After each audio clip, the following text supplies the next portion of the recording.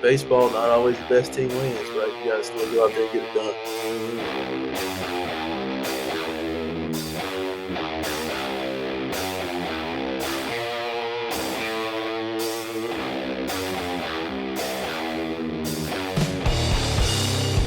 Hello, everyone. Welcome inside the Renner Production Studios for this edition of YBMcast, powered by Game 7 Baseball, game7baseball.com.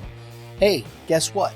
We're marching toward March, and yes, that means baseball season. It's coming up. We're in the middle of our winter workout tour. We have 7 tournaments that we're going to be at with our partners with Game 7 Baseball. If you want to go to youthbaseballmidwest.com and check those out, you can go to our youth baseball page, see the tournaments we're going to be at. We got our great stuff for our Saturdays at the park. Lots going to be a lot of fun. We're going to be live streaming the 14U championships. We have our scholarship award contest coming up again this year. We're looking forward to a great spring and summer with Game 7 Baseball, so make sure you go check them out. Register your team. Make sure if you're a 14U, we've got an invitational out there the last weekend in May. 14Us only. Looking forward to seeing you out there. Register your team, game7baseball.com. You can follow us on X at YBM_cast, IG, Facebook, and TikTok at Youth Baseball Midwest. Please give us a follow. We got some good stuff going out right now. We got a lot of great interviews happening, and it's a lot of fun on our socials right now. Today on the Prime Sports call link, we have from over on the other side. I won't say it's my normal stuff there, Diego. Won't hurt your feelings, bro. Sure. But from the great state of Illinois, how's that? You like that one? Sure. Yeah, there you go. Diego Solares with Scout Connect, and also over there working with the folks at the Sports Barn there in Wood River, Illinois. He's got a big event coming up this weekend. Tell the folks a little bit about it, Diego. Yeah, it's our winter showcase. We're doing one in Illinois and Missouri this year. Last year was just Illinois. I believe last year we had 130 players come to the Illinois event. We are at 111 right now in Illinois and about 60 more in Missouri. So it's going to be an action-packed weekend of a lot of baseball players, and I'm excited to get back into it. Absolutely. Last year, some illness prevented us from being at the event, but so far I'm feeling quite fresh and froggy. So we will be out at the Sports Barn for this event. We're looking forward to it because we got some pretty good matchups. But before we get into that, make sure you go to primesportsmidwest.com. Our great partners here with Prime Sports. They are the official gear provider of Youth Baseball Midwest. Get all your gear, a lot of stuff going on. If you're a member of the YBM Club, join today. We got our Legacy membership going on right now, 50% off for a whole year. Got some great stuff. You also, as a YBM Club member, every time you shop at Prime Sports, you get 10% off. There you go. That's a pretty good deal. So make sure you take advantage of it. Go see our friends over at Prime Sports. Diego, the season upon us, we're coming to this event. I know there's a lot of kids that are working every day. They're in the gym. They're doing their things. But you know what? Evaluating players, would you say it's an exact science? I would say it's pretty impossible, actually. Yeah, I think it's science based in the fact that people create like formulas or models. It's very prevalent now in the college game and the professional game. But even then, like all that stuff is subjective and opinionated. Like to create a model, you have to create weighted values, and everyone's weighted values are different for stuff, right? Mm-hmm. So any sort of all player evaluation is really hard. It's very difficult. It's not an exact science. It's all one person or multiple people's opinions. You and I could watch a player and think they're totally, completely different, right? So, Yeah. no, it is not an exact science. So talk to us about, Scout Connect. Was this third year now, right? 2025 was the first full year. Okay. So 2026 will be the second full year. Yep. So, how does Scout Connect? You're talking about that, and I get it because I'm sure you're taking cues and things that you're doing, things that you've learned over the years in how you're evaluating players. So, give the folks a little look at what Scout Connect is about in that way and your philosophies behind that. Yeah, I think it's all different dependent on. I think age is a big factor. I think Mm-hmm. physical age is a big factor. I Scout Connect. We watch a lot of high school baseball, but we also watch a lot of junior college baseball, especially with how prevalent JUCO baseball has become, particularly here in the Midwest. So I think when you're looking at like an older player, like a junior college player, or maybe even a high school senior, you kind of take projection with a little less weight, because they're older, right? And at that point, especially for the junior college guys, it's about results and tools, but mostly results as well, right? Like you could have 105 eggs of velo, but if you go an entire season in the GRAC and you strike out 95 times, that usually doesn't translate super great to the next level. You could be 92, 95 on the mound and be a 21-year-old sophomore in JUCO ball, right? But if you walk 70 guys in 50 innings, again, not a super translatable tool to the next level. So I think the older you get, the results matter more. Talking about high school players like freshmen, especially freshmen, sophomore, juniors, even. I think at that point, projection matters a little bit more, right? Like, Mm-hmm. how athletic are you? How good of a mover are you? Where are your tools at? Where are you at physically, from a strength standpoint, from a development standpoint? Because like you could have a freshman, a 15-year-old who runs a 6'9" and has a 98 exit velo and has a ton of bat speed and can really throw from the outfield. But maybe when you watch them play, they can't really put it all together right now.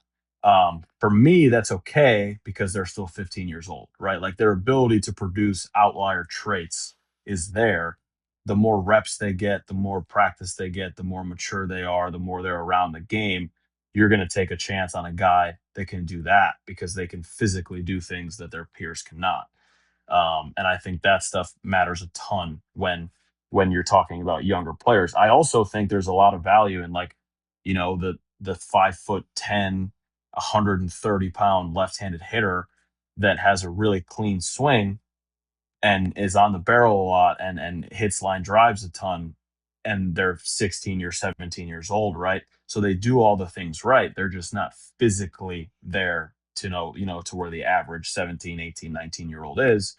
Okay, well, we live in a day and age where as long as you have a work ethic and some level of motor, getting physical is not hard, right? Like you can hit the gym, you can join a weight training program. We have a better basis of, okay, if I eat this amount of calories and I burn this amount of calories, I'm going to gain this amount of weight, right? Like putting weight on somebody isn't very hard in today's world. So, the kid that is undersized but does a lot of things right, I always look at it as like, okay, if that kid was 20 pounds stronger, how would I like him? Would I like him more or would I like him the same? And if my Mm-hmm. answer almost all the time is as long as they're mechanically sound, I'm probably going to like him more if he's 20 pounds heavier because his tools are going to increase, right? He Yeah. already does the things right. He's just going to have louder tools. So if the only thing standing between something is a kid getting more physical, I think from a projection standpoint, that's really easy. You can't teach guys to move loose and free and easy. You either move loose, free, and easy, or you're a stiffer, like less athletic mover. And those guys just have to get stronger. So Real quick on that point, do you think kids can learn how to? I understand if you're not as athletic as the next guy, you could still teach a kid. to relax his muscles a little bit more.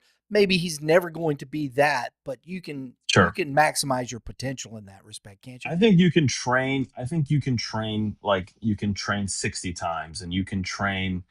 Um, you can get stronger in the weight room. That usually Mhm. leads to a correlation in increased outputs from a strength standpoint and a velocity standpoint. I do think everybody has, like you said, a limit, right? Right. Like your athletic limit and my athletic limit are different from each other, and I think Sure. that goes for everybody.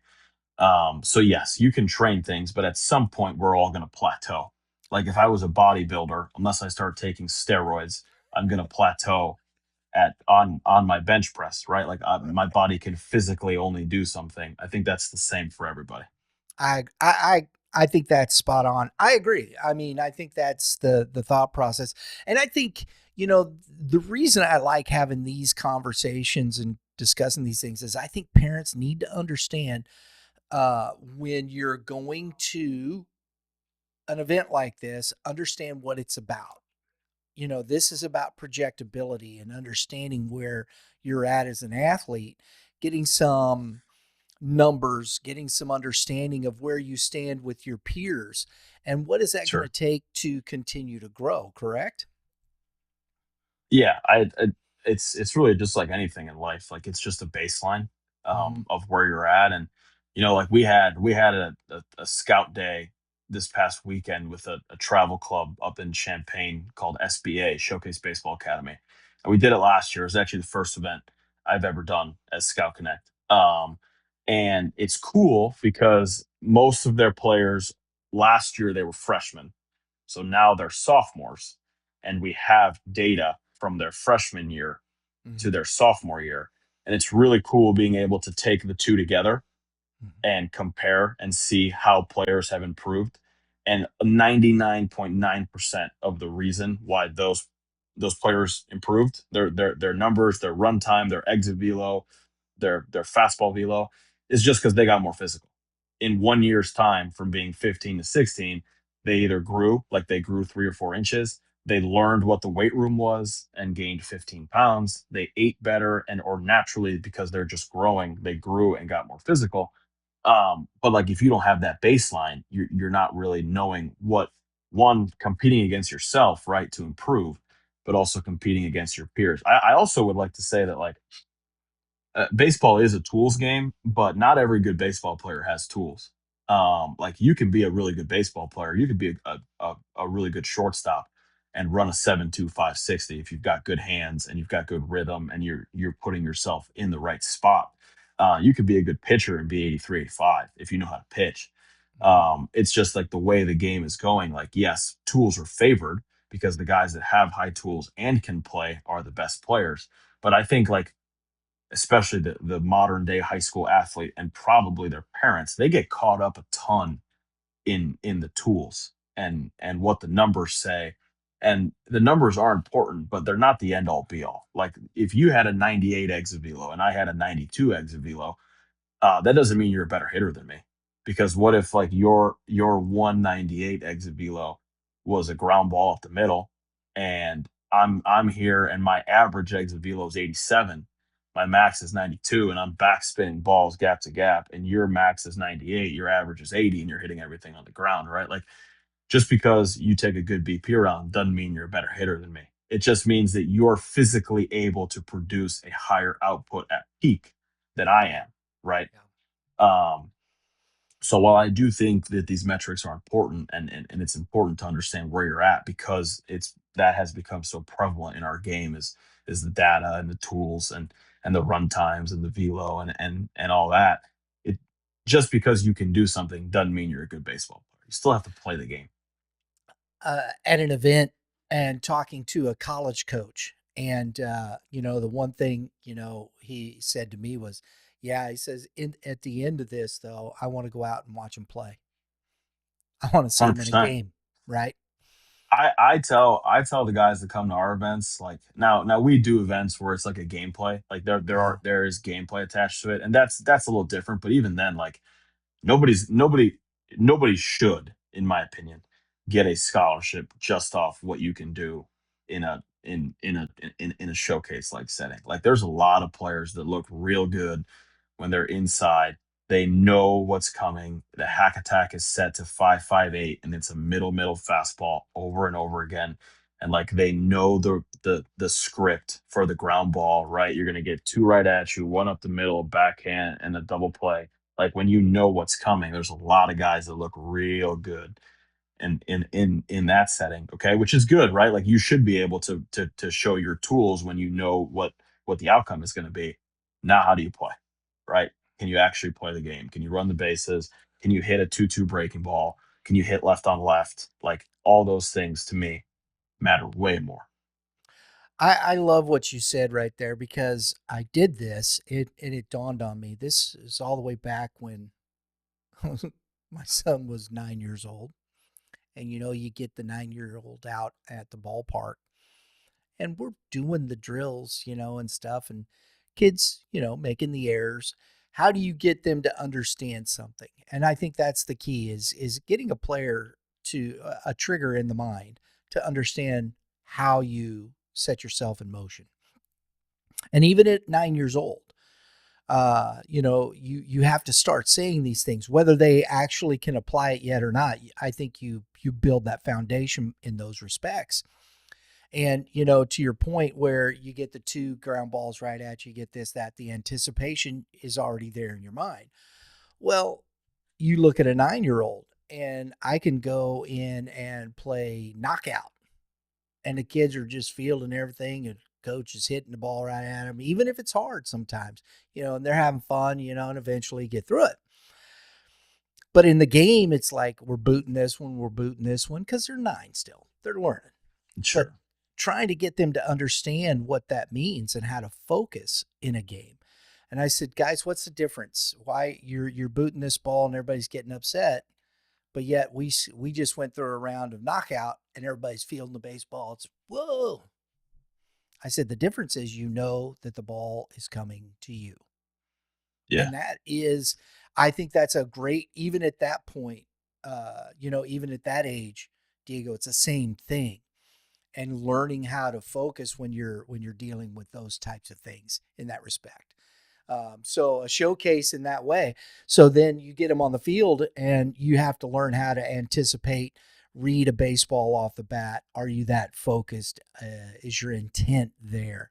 And to allow for your skill level to be shown in that way. I think that's a perfect thought process in that. So, and with that in mind, with all these things you're talking about, I think it's interesting. We talk about a lot of these kids when you're talking about recruiting, you get 15, 16. The recruiting process really jumps into mode at that 16 you before you getting into your junior year, and things of that nature. 3 tips, you're going to see a lot of kids. You're going to talk to a lot of kids. What would be 3 tips, you would give to parents and these athletes to help themselves get recruited? Yeah, I would say tip number one is make sure you're taking care of everything that's not baseball related or off the field. Mm, So make sure your academics are in the right spot. You can lose a lot of baseball opportunity, including Division 1 opportunity, if you have bad grades or like you can't physically get into a school or you don't meet certain requirements. Like really, you'd honestly be surprised how much money like a lot of colleges are ready to give away if you have good grades, right? So make sure you're taking care of the grades. I can't stress this enough to any prospective high school or even junior college or current college athlete. Like mhm. if you're not getting after it in the weight room, I really don't think you have a chance if you want to play college baseball. Like I would challenge anybody that's in high school right now to go out to any level of college baseball game this spring or summer, whatever, even a college league, and look at the size and physicality of the players that you're going up against or will be going up against when you get to that age level. Like they are bigger, faster, and stronger than ever. Okay. So take care of the classroom work, take care of your stuff in the weight room. Okay. Take care of the way you eat. all the stuff off the field that's going to make you a better player and open up opportunities on the field. That would be tip number one. Tip number two would be to make sure you are putting yourself in a position to get in front of the right people at the right time. Okay. So whether it's your high school team, whether it's going to the right events, that there's going to be schools there, or you're going to get in front of a company or brand or publication that's going to put your name out there, that you're Mhm. playing for the right summer team, that is playing in the right events that people are going to be at. Like, if we're going to spend X amount of dollars playing or doing all these things, let's make sure it's worth it and we're getting in front of the right people that have the right resources. Okay. um, to really maximize your opportunity to quote unquote get seen. Okay.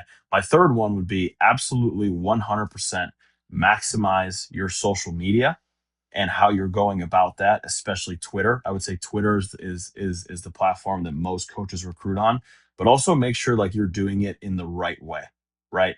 Um, if I'm going to use my Twitter as my recruiting platform, let's like make sure that our video is good, right? That we're not taking like that we're not posting video from 7,000 feet away where nobody can see anything.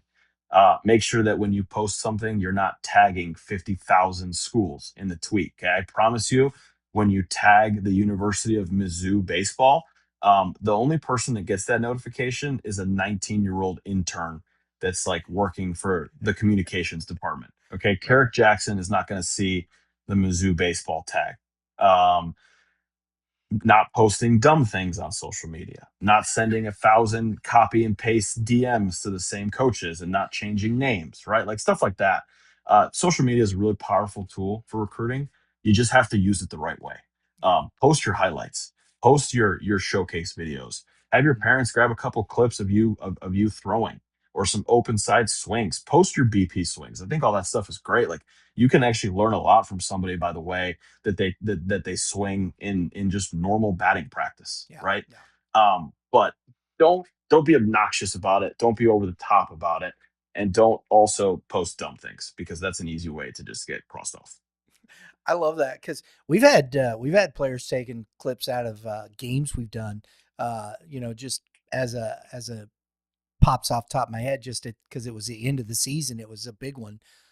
Jack Polite hit that walk off home run against The homer, Festus. yeah, Yeah, yeah, and he grabbed that. I love that. Heck yeah, that's what it's for. He did that. I just enjoyed sure, calling it. It was fun. yeah, yeah, And so, yeah, absolutely. Take advantage of those things. I think it's fantastic. The one thing I want to go back to your tip two, in those respects to Diego, most kids really, even when I still talk to them today, they have no clue. Where do I want to go? Anywhere I can go to play. I think, I get that, anywhere it gets me on the field. That's a fantastic, I like that. I understand that. But there still has to be a direction. And, on the Missouri side, I talked to a lot of kids, and I think with the way JC ball and the way the portal is working, I think you have to take advantage of the A+ program. yeah, 100%. Like if you're a Missouri kid, you should definitely be in the A+ program. It opens up your opportunities pretty substantially. Honestly, Mm-hmm. like the fact that Illinois doesn't have that is kind of shame, because it would be really good. Wisconsin kind of has something like that in the A+ Mm-hmm. program, where like there's not a program for it, but like if you live in the state of Wisconsin, you basically can go to any of those Wisconsin, like Wisconsin Parkside or Wisconsin Madison or whatever, for very very cheap. Mm-hmm. And it's the reason why all those Wisconsin baseball programs, even though they're Division III schools, are powerhouses, because they have those affordable opportunities. But yeah, like you're 100% right. If you're a Missouri kid and you're like really serious about playing college baseball, one, I would definitely make sure you're in the A+ program. And two, if I had to give a fourth tip on all this, is like if you actually really want to play college baseball, like it's like your dream, that's your real thing, I would definitely make sure I keep my opportunities open for everything, right? There are a lot of players that they look at, kind of going back to like the metrics and stuff, right? Like they say, oh, I have 100 eggs of velo. I run a 6'7", 60. I'm 92 from the outfield. I'm 87, 80, 89 on the mound. This guy is the same. He's playing at X Division One school. I'm a D1 guy, right? I want to Yeah. play Division One baseball. I'm a D1 guy. And unfortunately, like we just live in an era where that really doesn't matter, because so and so Division One school or so and so Division Two school can just go grab some 23-year-old out of the portal that's in his sixth year of college baseball and has 500 at bats under his belt, and that guy's just going to play, right? So like there are so many good opportunities, especially here in the St. Louis Midwest area. And like, let's be real, 95% of players that play collegiately in the Metro East / St. Louis area are going to go to college somewhere in Illinois and Missouri, probably, right? Within a 4-hour radius is the common term of where they live. So keep every single opportunity open, whether it's Division two, whether it's junior college, whether it's Division three, because at the end of the day, like one, if you really want to play, you'll play. Two, if you really like, if you're like, I want to play college ball, but my opportunity here isn't open. Maybe I'm just going to go be a student at Mizzou. Great, that's awesome. Okay, and three, really everywhere now is a junior college. Like every place is a JUCO. Maryville, and Quincy, and several GLVC schools. Like Quincy sent a guy to West Virginia a couple years ago. He got drafted. Maryville's old shortstop was played at Illinois last year. Like everywhere is just basically like the minor leagues for the bigger programs. So if that's really like what whether that's right or wrong, that's the reality. Right. Um, I would definitely not close the door on any options. And if like you're sitting there and you only have X amount of options and you're like, man, I really just don't want to go to school there, then you're probably just better off just going and being a student, right? Like you don't want to go somewhere just because you like because you have to, right? Because at the end of the day, baseball is going to end for everybody. So You can even, you can go try out for some of the club ball on the club teams, yeah, right yeah, there's out there yeah, if you want to keep playing. I mean, and some of that's some pretty good baseball around there, because it's sure. kids that like you said, just want to go to school, and I think that's fine. In that respect, I do. It's and I think this is where we take our mind away from. It's not that we don't do or understand the metrics and all the things that we're doing with that, but put the mind towards the goal. Where are we at here, and understanding, you know, continuing to be the best high school baseball player you can be right now, and put those things first and set your mind to that. And the other things I believe will take care of themselves. And you're right. I'm gonna tell you, man. We were in Kansas City, as you can see by the new hats on the table. And I want to give a shout out to all the coaches. Thank you very much for the hats. We appreciate it greatly. It's fun. I love this part of it. I'm a hat guy anyway, so this is cool. Um, but my goodness, Diego, we were in the KC, and these schools, these these weight rooms are just unbelievable, man. I mean, just Yeah. serious stuff. And I think you're spot on. That is where, if you're not in the weight room, forget it. It doesn't work.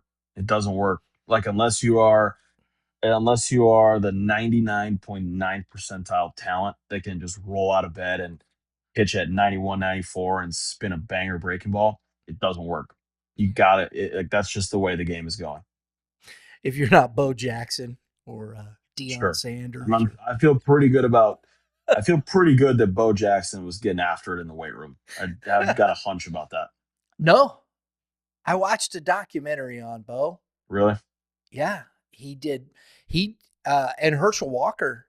Remember Herschel I knew Walker? Herschel Walker just crushed the push-ups. Yeah. Yeah, he Yeah. was not. And Bo Jackson, I'm not quite sure how he did, but no, he wasn't a bit. He even said it, admitted on his own mouth. I wasn't a big workout guy.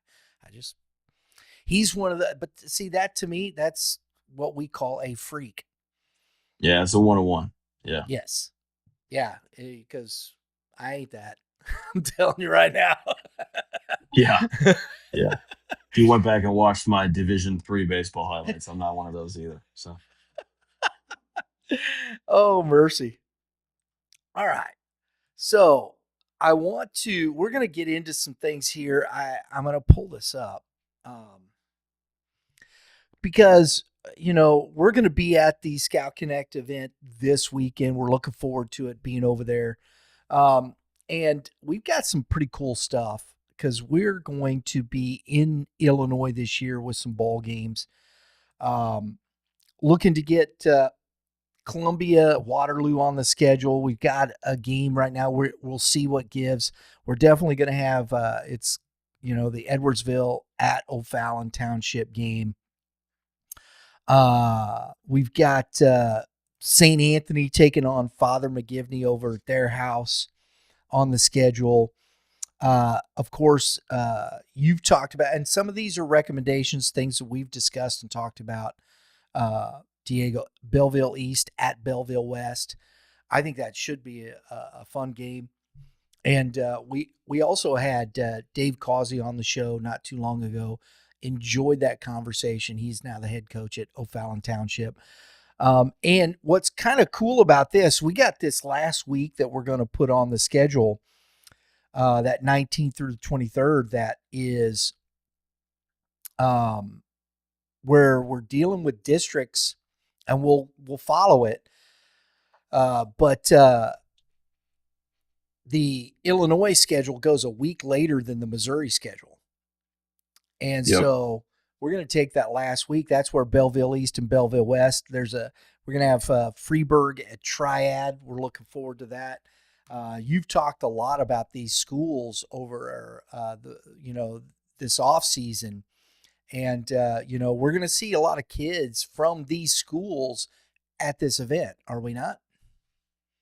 Yeah, it's honestly probably my favorite reason for this entire event. It's basically like a tune-up going into the spring season, Mm-hmm. because a majority of the main players for the main uncommitted players for a lot of these local area teams, whether it's Southwestern teams or Mississippi Valley teams or whatever, are going to be there on Saturday, and that's pretty exciting. Yeah. The 2027 class, there's a lot of kids here. I want to kind of focus on that and, start with the two. I'm looking forward to the Edwardsville O'Fallon Township matchup.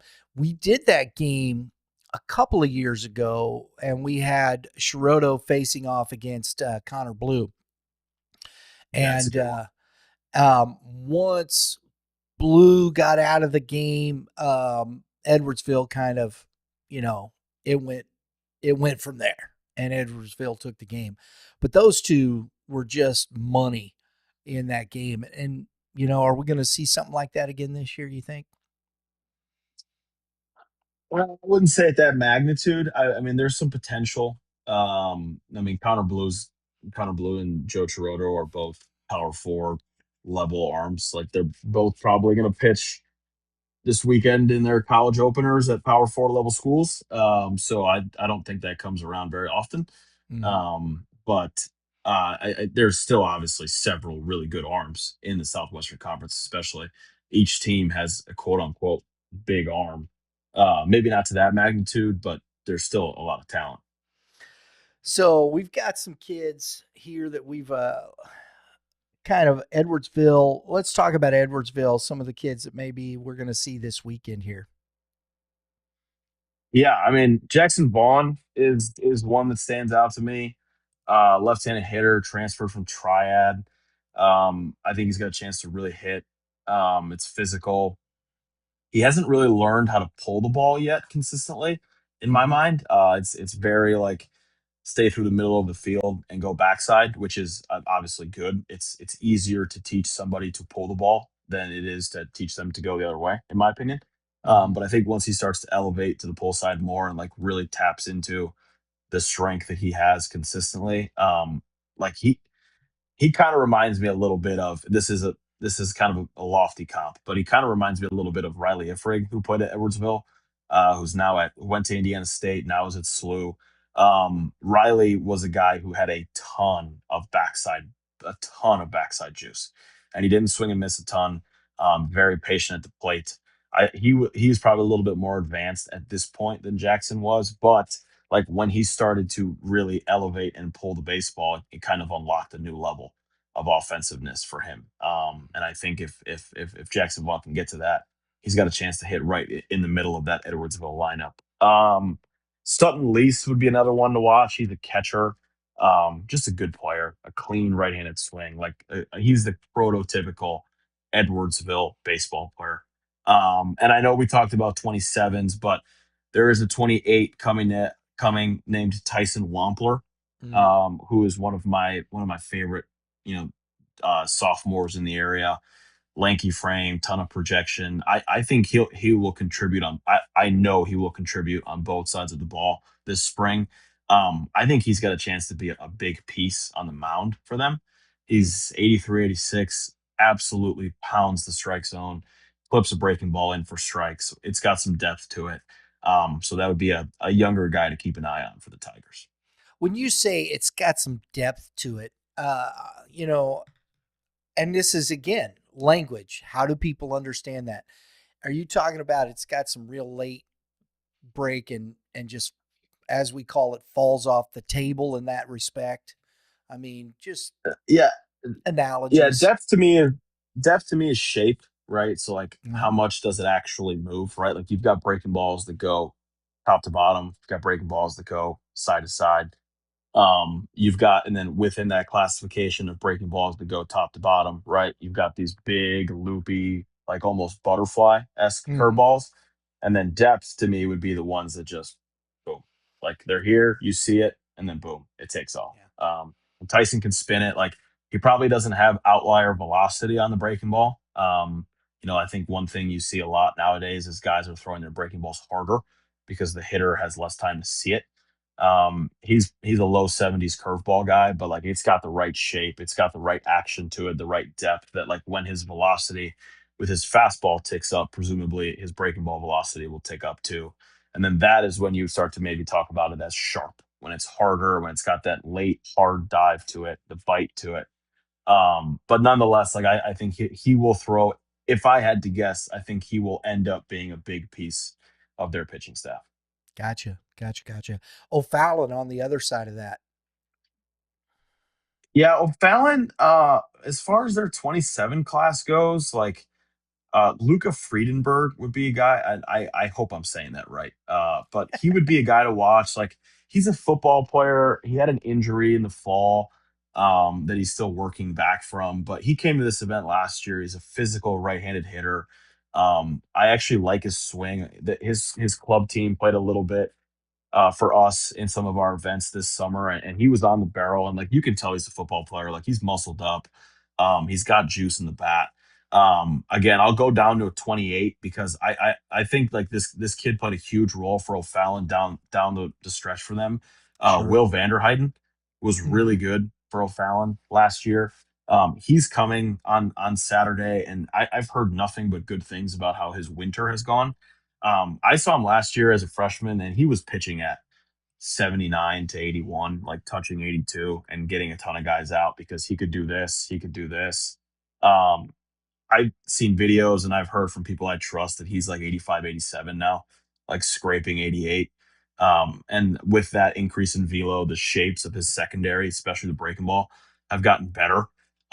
So like if he's really going to pitch at 84, 86, let's call it in a high school game with the pitchability he has, like that adds just another really good arm. A guy who's already done it and has pitched at the varsity level to an O'Fallon pitching staff, and honestly an O'Fallon team in general that Yeah. looks like it's gonna be probably the presumably the preseason number one team in the Metro East. So that's definitely one to keep an eye on. Landon Dipple is a junior that's coming on Saturday from O'Fallon. Bigger, more physical kid. He pitched a little bit on varsity last year. He's low 80s strike thrower with a good little breaking ball. So they'll be well represented this coming weekend too. So you said, wow, folks, that slipped out right there. He said O'Fallon. Presumably, you heard that here first. Remember that. There's a chance. There's a chance. I mean, on paper, I think I on know what you paper, mean. Yeah. they've got the best roster of the Southwestern Conference teams. And that's what I love to do the rankings. I think it's fun. It's good for conversation. You start talking about players because it's no different than the evaluating. It's everybody's thought process on what they've seen players because it is all on paper right now. And we'll get out on the field here for too long and settle everything, right? Correct. Exactly. But it's fun to talk about. Yeah. The other big rivalry game out there, Belleville East versus Belleville West. I've seen some kids' names here. Who stands out for you, sir? Yeah, Belleville East, Brody Lindemann. Mm-hmm. He was their starting catcher last year and hit either third or fourth in the lineup. He's been on varsity since he was a freshman. Physical, like he really looks the part in a uniform. Like it's if I had to guess, he's 6'2", 6'3", 180. There's a lot of projection left to come still. Strong right-handed swing. He'll kind of handle the pitching staff from behind the plate. Logan Walter is a name that stood out to me this summer when I saw him playing for his club team. Another physical right-handed hitter that showed juice off the barrel when I saw him. He's going to Belleville East. As far as Belleville West goes, a name that has just really done nothing but hit every time I've seen them is Parker Wells. He's an outfielder. I would imagine he'll hit towards the top of Belleville West lineup this year. It's a guy that he just doesn't try and do too much. He's on the barrel a lot. It's a shorter, like handsier, compact swing. And then again, dipping down into the younger guys because I think this name is going to be one of the better players in the area, and I know he'll be on varsity this year. Is Wyatt Robinson for Belleville West? He's a 2028 left-handed hitter, like triple digit exit velos, big physical left-handed bat. He's a good example of a guy that can do it in a showcase setting, but I have seen him also match that in game. Like I swear, every time I saw him this fall or summer in one of our Scout Connect tournaments. Like he was just hammering baseballs off the barrel. So that will definitely be a name to watch. Like I'm sure he'll start hitting towards the bottom of their lineup, just being a first year guy on varsity. But if he's a middle of the order guy off the jump, really, but definitely by the middle to end of the spring, I wouldn't be surprised at all. Wow. Wow. There you go. I think that matchup. I'm looking forward to that matchup. Getting over there, seeing. I love rivalries. I think rivalries Is it are. at is it at Belleville West or is it at Belleville East? Hang on, just a second. I'll tell you. All right, quick. It's at Belleville West.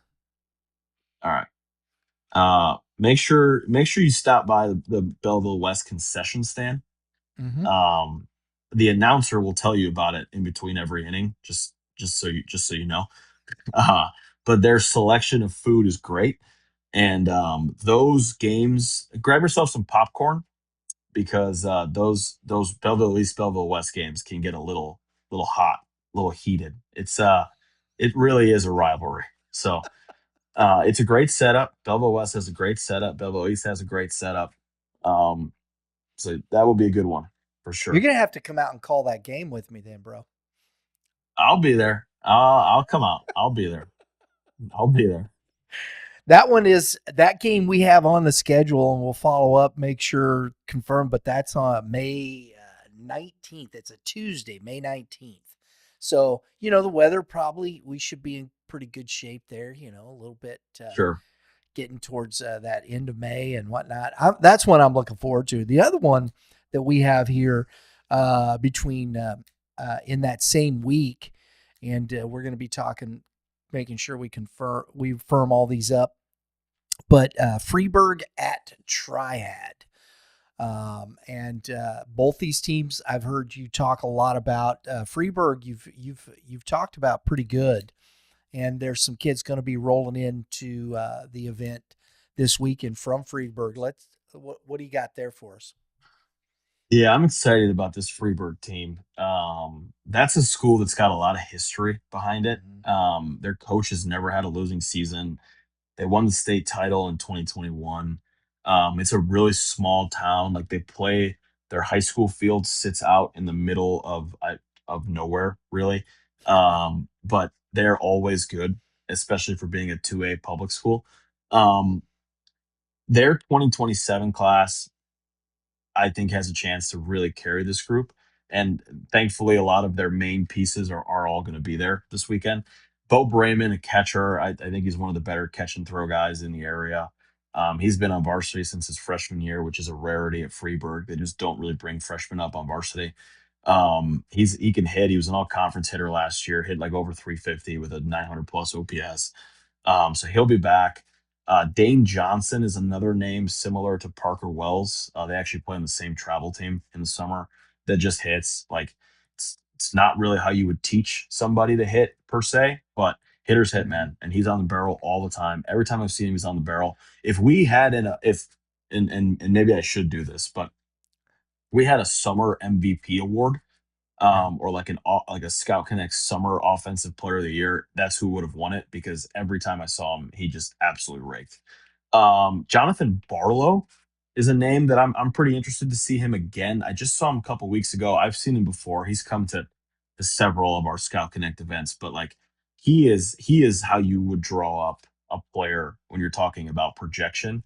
Like Mhm. it's long arms, it's loose limbs, he's lean, he's athletic, his arm really works. And really like that I don't know if hesitation is the right word, but like the thing that we were all kind of waiting for is for him to jump up in velo. Like he was 81, 82, like maybe touching 83.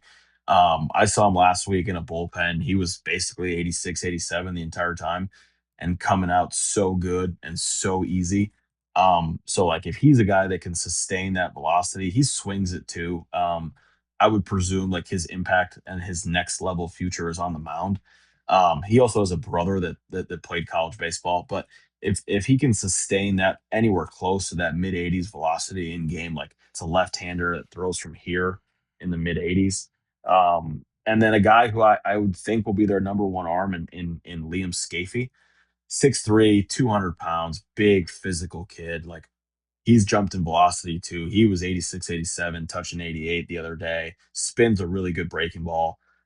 He would have been the MVP of our Scout Connect fall games in September if we did an award. I believe he punched out four guys in his inning of work.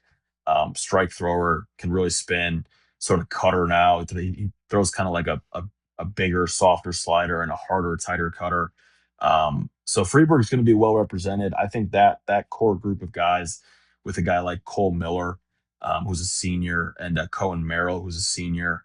They got some young guys that are on the rise too. Trey Tampow is a name to watch who's coming to this event. He's a 2028. I would think they'll be one of the better 2A teams in the area. Wow. Triad. They're coming to play Triad Southwestern Conference. Triads usually are they class 4 or class 3 usually? They're three. They're Okay. three. So it's not too big a stretch there coming up in class, Yeah. right? So Yep. Triad, I've seen some names, as well. What do you got for us there? Yeah, Cade Rocca would be one to keep an eye on. He's the catcher. I would think he'll be their starting catcher this year. Strong right-handed hitter. Like he's got a ton of juice in the bat. Knows how to use it. Would definitely keep an eye on him. Nathan Clucker is a name that has been on varsity since his freshman year. He's a strike thrower, like old school, low to mid 80s guy. Throws like 5 pitches for strikes. I think he'll get an opportunity to swing it this year for them too. Those are both 2027s. Braxton Yates started every game for them last year. He's an uncommitted 2026. He can play the outfield, he play the infield, move around a little bit, can run too. That's still uncommitted.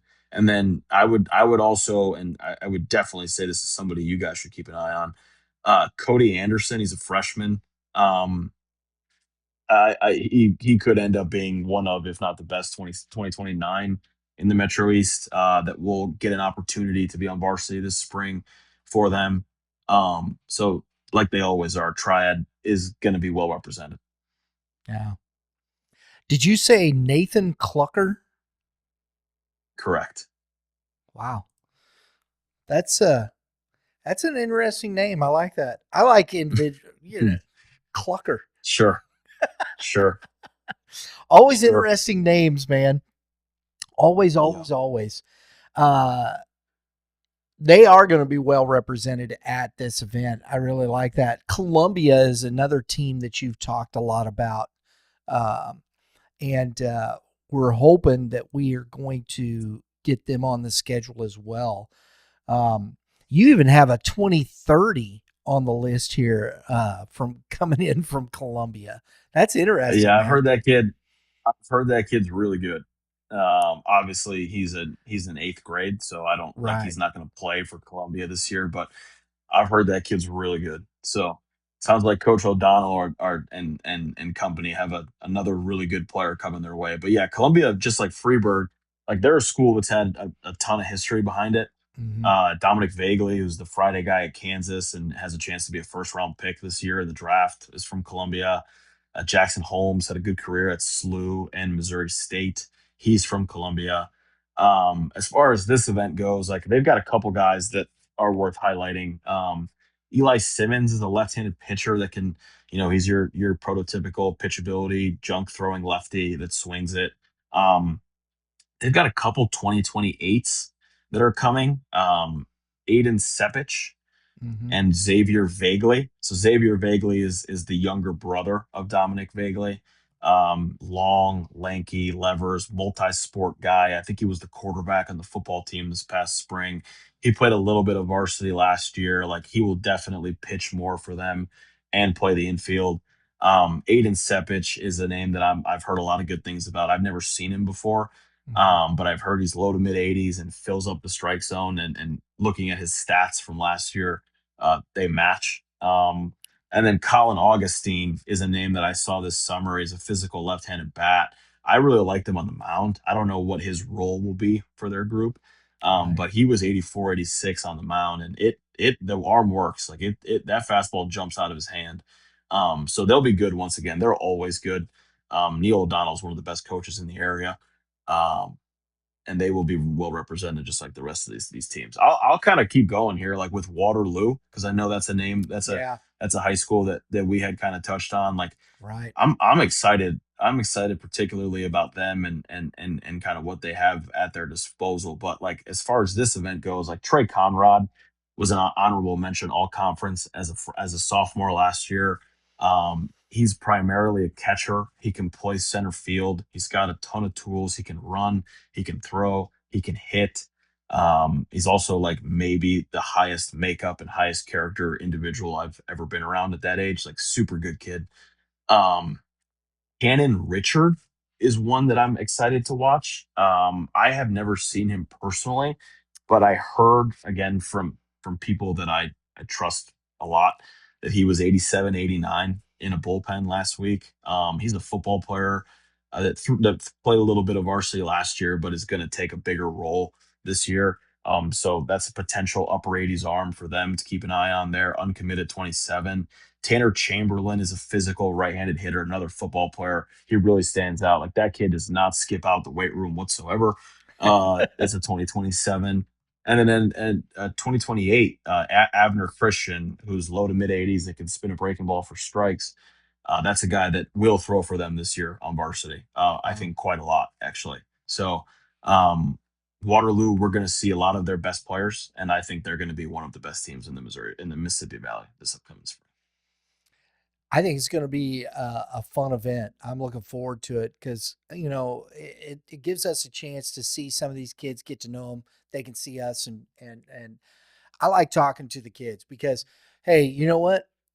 You start talking to players, and they know what's going on, man. They know who's Yeah, good and who's not. yeah. if Before we break, Yeah, um, yeah, I want to give some love to some guys that maybe aren't at the schools that we're going to be covering or like in person live streaming this coming spring. absolutely. I think Alex Ottmer from Breeze Mhm. Central. It's a 2A program, obviously in Breeze, Illinois. I think Alex Ottmer has a chance to be the best player at the entire event, or at least come away from the event as the best player. He's the younger brother of Kyle Ottmer, who pitched at Missouri S&T, and then SIUE afterwards. I mean, you want to talk about a guy that has projection through the roof. Like he's 6'4", 180. His arms touch his kneecaps. It's a fast, easy, athletic arm stroke. Like he was sitting 88, 89 the other day, and it comes out so good. Like there is so much more in the tank. He can spin a breaking ball for strikes. Like I would definitely keep an eye on that name.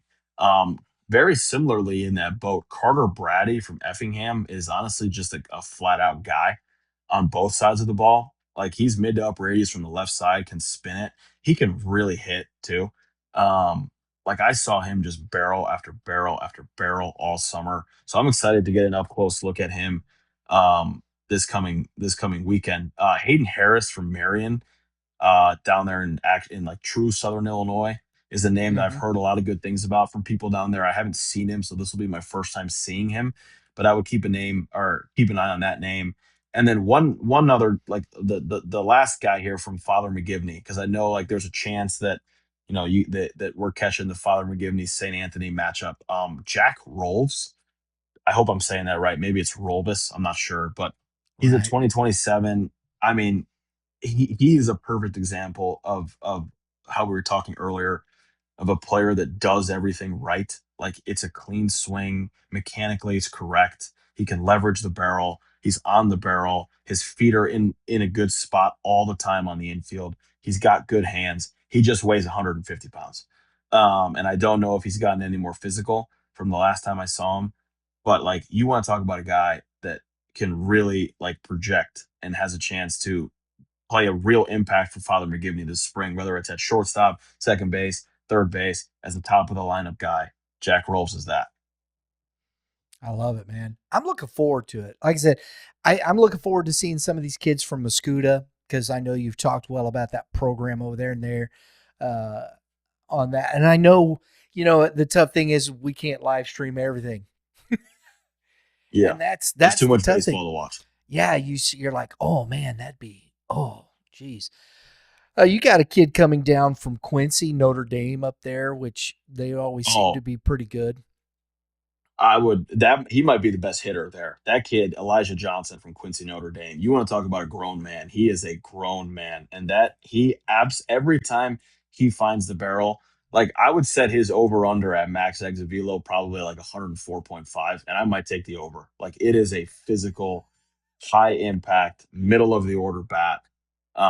I think he's a no doubt Division 1 middle of the order hitter. Like it Oh is wow. real juice with field to hit. Like him and Wyatt Robinson from Belleville West probably are, if I had to guess, would be the event leaders in exit velo. And while like that doesn't really mean a whole lot if you can't do it in game, they can both do it in game. So They got some nice facilities up there as well at Quincy Notre yeah, Dame. it's a nice high school. Yeah, Yeah, they went to state third place finish I think a couple years ago in 2023. yeah. Are they class one or two?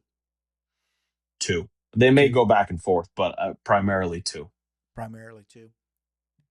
It's going to be fun, man. It's going to be fun.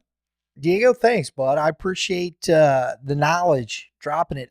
I'm looking forward to this, and I'm sure there's some younger kids, but I know we talked a lot about that because I think your impact players at this point, usually in that junior, of course the seniors, but most of the kids here coming, you have 27s, 28s, that are going to.